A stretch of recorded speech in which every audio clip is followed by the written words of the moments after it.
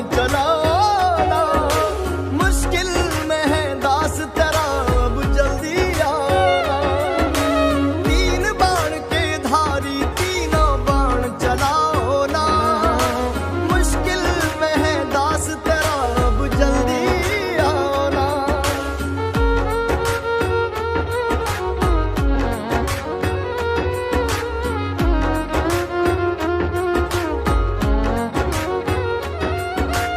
किसको रिश्ते गिनवाऊं किस तौबा तौबा ये आंखें कहती हैं सौ सौ बातें, जाने कैसा जादू है मेरा दिल बेकाबू है। रब से जब मांगा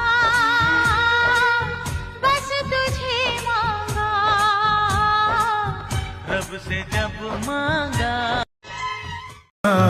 ये आरजू करूँ दीदार श्याम प्यारे का, नजरे से चूम लो दरबार श्याम प्यारे का। ऐसी होती है इस दरबार में बारिश रहमत की, कि ऐसा जलवा मेरे दीदार श्याम प्यारे का। बोल जय श्री श्याम। कोई ना संभाले संभालता है श्याम। ये आरजू करूँ दीदार कण कण में शिव, मेरे मन मन में शिव, रोम रोम में समाया शिव का नाम रे। हाय मेरी सांसों में शिव का ही नाम रे, हाय मेरी सांसों में शिव का ही नाम रे।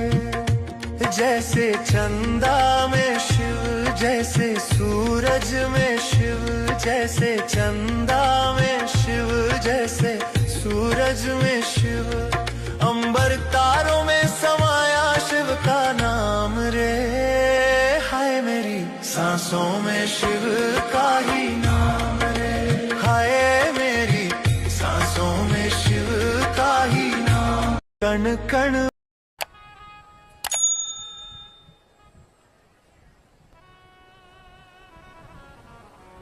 कि किस्मत वाला कहते हैं तो किसको कहते हैं? अब बहुत सारा जिसके पास धन होता है उसको किस्मत वाला कह देंगे क्या? बोलो रे जीजियों, ए पुष्कर वालियों, बोलो जरा, कहेंगे? जीजाओं तुम भी बोलो रे, अजमेर वालों, पुष्कर वालों, बोलो। जिसके पास धन ज्यादा है उसको किस्मत वाला कहेंगे? नहीं। जिसको बहुत सुंदरता मिल गई, एकदम सुंदर दिखे, उसको किस्मत वाला कहेंगे क्या? नहीं।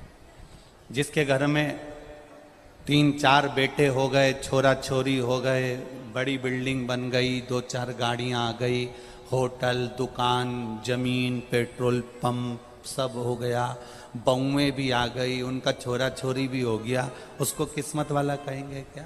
नहीं। किस्मत वाला इसको नहीं कह सकते। तुम्हारे पास में 1 लाख रुपए का मोबाइल है, तुम किस्मत वाले नहीं हो। तुम्हारे पास में लैपटॉप है, तुम किस्मत वाले नहीं हो। किस्मत वाला किसको कहते हैं? तो शिव महापुराण की कथा कहती है, जो ये मनुष्य शरीर पाकर उसके मुख से राम का, कृष्ण का, शंकर का नाम निकल जाए तो समझ लेना कि तुम किस्मत वाले।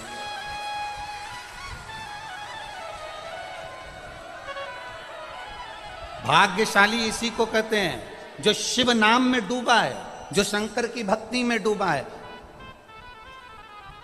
ये धन दौलत तो एक वेश्या भी कमा लेती है।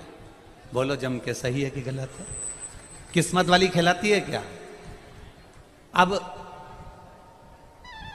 ये संपदा, ये वैभव, ये धन, ये सुख तो कोई भी इकट्ठा कर लेता है, पर किस्मत वाला नहीं कहला।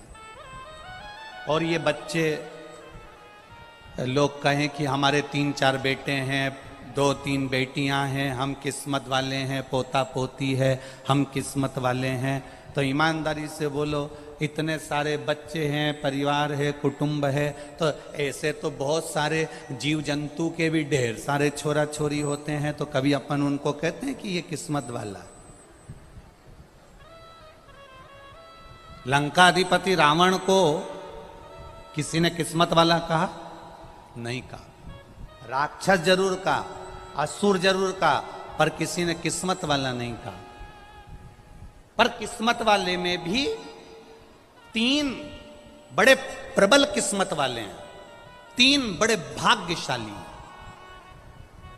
भाग्यशालियों में भी भाग्यशाली हैं 3 प्रबल भाग्यशाली। पहला दशरथ जी महाराज, जिनके घर में राम जन्मे। बोलो भाग्यशाली है कि नहीं, किस्मत वाले हैं कि नहीं? राम जिनके घर में जन्मे, किस्मत। दूसरे नंबर पर भीष्म पितामह, जिन्होंने भगवान कृष्ण का बचपन से लेकर जवानी तक का दर्शन करा। बोलो भीष्म पितामह किस्मत वाले हैं कि नहीं? बचपन से लेकर जवानी तक भगवान कृष्ण का दर्शन कर रहे हैं, वो भीष्म पितामह भी किस्मत वाले हैं। और तीसरे नंबर पर है गिद्धराज जटायु, जो अपने प्राणों को त्यागा तो राम जी की गोद में त्यागा। किस्मत वाला है कि नहीं? बोलो बोलो, जम के बोलो, है ना? अब दशरथ जी के घर में राम जन्मे, किस्मत वाले हैं। भीष्म पितामह ने भगवान कृष्ण का दर्शन किया, किस्मत वाले हैं। गिद्धराज जटायु की गोद में, राम जी की गोद में गिद्धराज जटायु अपने प्राणों को त्यागा, किस्मत वाला है कि नहीं? पर अगर इन तीनों को भी देखा जाए कि इन तीनों में भी प्रबल किस्मत वाला कौन सा है, बहुत भाग्यशाली कौन सा है, प्रबल किस्मत लेकर कौन पैदा हुआ, तो बताओ कौन पैदा हुआ? गिद्धराज जटायु। दशरथ जी के घर में राम जन्मे, पर दशरथ जी के जब प्राण छूटे तब राम सामने नहीं थे। भीष्म पितामह ने भगवान कृष्ण का दर्शन किया, पर भीष्म पितामह के प्राण छूटे तब कृष्ण सामने नहीं थे। और गिद्धराज जटायु, जिसने जीवन भर मांस खाया, पर जब प्राणों को त्यागा तो राम जी की गोद को पाया। यह प्रबल किस्मत है, यह भाग्य है उसका।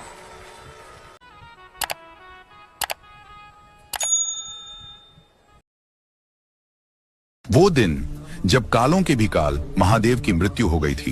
हाँ, कहा जाता है एक ऐसा क्षण आया जब स्वयं मृत्यु के स्वामी भी मौन हो गए।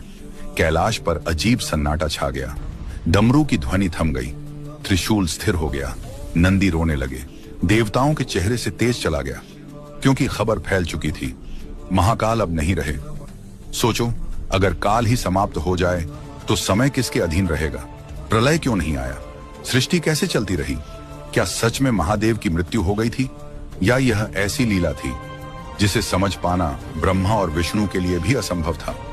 अगर यह सुनकर तुम्हारा मन कांप गया है तो आगे जो सुनोगे वो महादेव के उस रहस्य से पर्दा उठाएगा जो शून्य से अनंत तक फैला है। गरुड़ पुराण और शिव पुराण में वर्णन मिलता है कि एक समय ऐसा आया जब महादेव मृत समान प्रतीत हुए। दक्ष यज्ञ में सती जी ने अपने शरीर को अग्नि में समर्पित कर दिया। शिव जी क्रोध और शोक से तांडव करने लगे। उन्होंने सती का निर्जीव शरीर कंधे पर उठाया और पूरे ब्रह्मांड में भटकने लगे। उनका रूप इतना भयंकर और शोकाकुल हो गया कि देवता, असुर, ऋषि सब डर के मारे कांप उठे। शिव जी इतने दुख में डूब गए कि उन्होंने अपना शरीर त्याग दिया और गहन समाधि में चले गए। पूरी सृष्टि स्तब्ध हो गई। महादेव मृत प्रतीत हो रहे थे, लेकिन असली सच तो ये है, महादेव की मृत्यु कभी हुई ही नहीं। वे मृत्युंजय हैं, मृत्यु उन्हें छू भी नहीं सकती। वे सिर्फ लीला रच रहे थे। जब सती जी ने पार्वती के रूप में पुनर्जन्म लिया, तब शिव जी समाधि से जागे और फिर से सृष्टि की रक्षा करने लगे। गरुड़ पुराण साफ में लिखता है, शिव जी अमर हैं, अनादि अनंत हैं। वे मृत्यु को भी अपने चरणों में रखते हैं। अगर आप भी मानते हैं कि महादेव तो कालों के भी काल है, तो कमेंट में लिखें, हर हर महादेव।